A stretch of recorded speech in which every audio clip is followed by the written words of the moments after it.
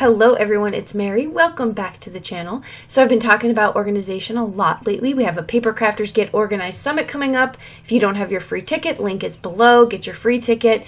And if you want to, or if you have already signed up for the Ultimate Bundle, you are probably as inspired as me, which I'm just going to kick off the video and get to it. I wanted to talk about some of the things I'm working on in my craft room, but specifically today in this very short video, I wanted to talk about the organization of some of my stamps and dies, and then also how I send out cards. So let me talk about this setup real quick. This is the more pricey side. If you like this, I have a metal piece on my wall that I hang these on. It's good, it's functional, it gets it off my desk, but it is kind of expensive. And so I wanted to pull out the magnetic sheets and show you some of the envelopes that I've been finding that are working really well. I do like things symmetrical, so I don't keep them in their same packaging. It's really more for aesthetics and a little bit of function, because the original packets, I don't like having to undo them and then the sticky piece sticks to my stamps, and it's just, you know, crafty problems. So I like to have everything set out. Now I'm going through showing you what that looks like. It is, again, nice to have them all in one spot, but if you have an excess of dies or you don't want to pay the price for these, then that's really not the best option. If you are interested in that, they do have open bins as well with the same system. And so you can get those open bins too. I have quite a few. So I did want to show that, but I want you to know that that's probably not my most recommended unless you want to pay for that, right? So let's talk about some of the envelopes that I've found that I like and I'm using for my stamps and dies. Now, if I have these magnetic sheets, and if I wanted to use these envelopes that I got from Amazon, I would have to trim down that magnetic sheet just a tiny bit. But I'm going to show you here. I love them. I like the side pocket. I can't tell you if it's better or worse than the old way I was doing them, which is the drop pocket at the top. The pocket at the top, like the regular envelopes you see for stamp organization, they work just fine. And I have some still, but I'm transferring all to this because I just like the aesthetics. Again, if this is your craft space, you set it up the way you want it. But in case anyone was out there wondering about these envelopes, I wanted to introduce them just to kind of see if it's, you know, let you know my thoughts on it, right? I like them. I think they're good. They're thick enough. They're not flimsy. I can keep just the stamp set in there, or I can keep the backing in there so I don't have to label it like this one. I can add the coordinating dies to it, so that's nice. So it's just another option, and I'm pleased with it. They also come in a bigger size. I actually got the variety pack because I have stamp sets in all sizes, and so that was really good, and I don't find them to be that expensive. In fact, I find them pretty cheap. So again, just this could be money savings for you. This could just be aesthetics or just getting organized. Okay, the next thing I want to talk to you about is these slimline stamps are one of my favorites. I code to that stamp set particularly quite a bit.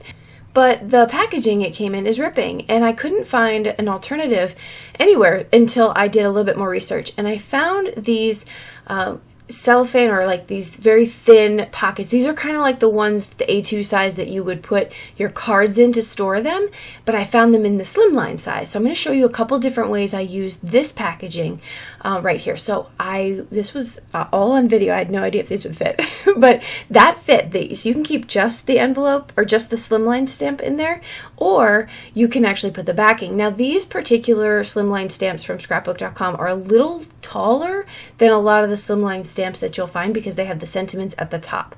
So they don't just give you the background for the slimline card, they also give you some sentiments. That's why it's a little taller, a little above the cellophane wrapper, or what am I calling that? The envelope? The clear envelope. All right, so I was pleased as punch that those fit. Now I can finally transfer all of my things into that. And if this one rips, I got 100 in the pack for super cheap, so it's not a big deal. But those traditional or original packaging was driving me nuts. So really happy that I can finally switch those over.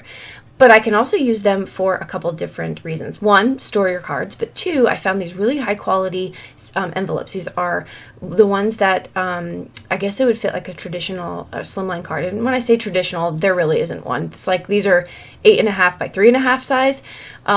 But a couple ways you can do this. Okay, so the first way, if I am mailing cards, I can put it in a smaller envelope that fits it perfectly, and then into these larger envelopes that I found. Now, key note here on the larger envelopes, they are really sturdy. They're not like the really cheap, flimsy envelopes you might find at the Dollar Tree. These are really good. So if I'm mailing a card because someone purchased it or I want to give it as a gift, that's how I would do it. Or I can keep it in the smaller envelope and use this clear envelope here and mail it that way. And I'm doing right now a fundraiser with the cards I have on stash. I'm selling them for a fundraiser. And so if you purchase one, this is likely how you're going to receive it. So it's going to come in the envelope, so you have that. And then I'm going to close up the clear envelope here, and I'm going to actually put my label on the front of it. So you can toss the clear envelope, throw that out, not a big deal, but you'll have your card and its envelope inside that you purchased. So I hope that makes sense. So here we go, I'm closing it up, and then I'm going to show you, and this works. I have sent out cards this way, and it's a lot cheaper than if I was to send a card with like a manila envelope. Right? So now all I have to do is put one regular stamp right on that card, on the clear envelope, and I've had no issues so far. So let's look at the A2 size now.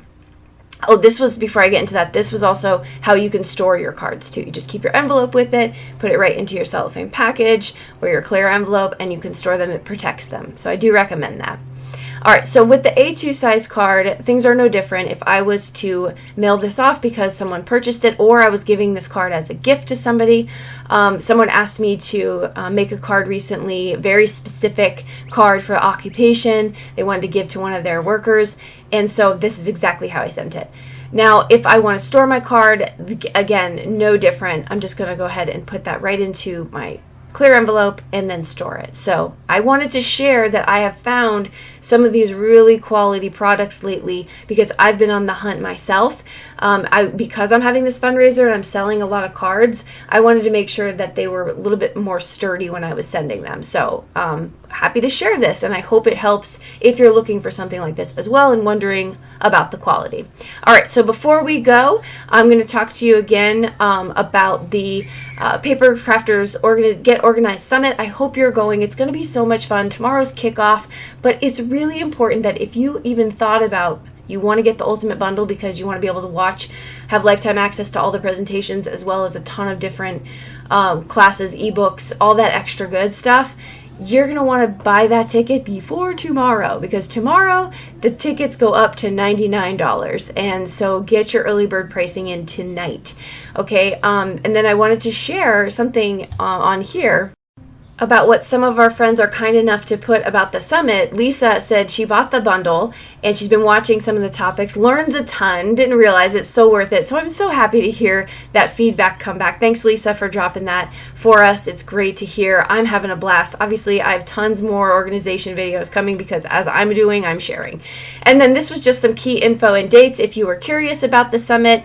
If you do get the Ultra Bundle, I have a class on there. It's called the Technique Journal. I give you a download. We have a good time. It's off YouTube. So fun. All right, enough of that. I will see you all in the comments down below and in the next video. Bye-bye.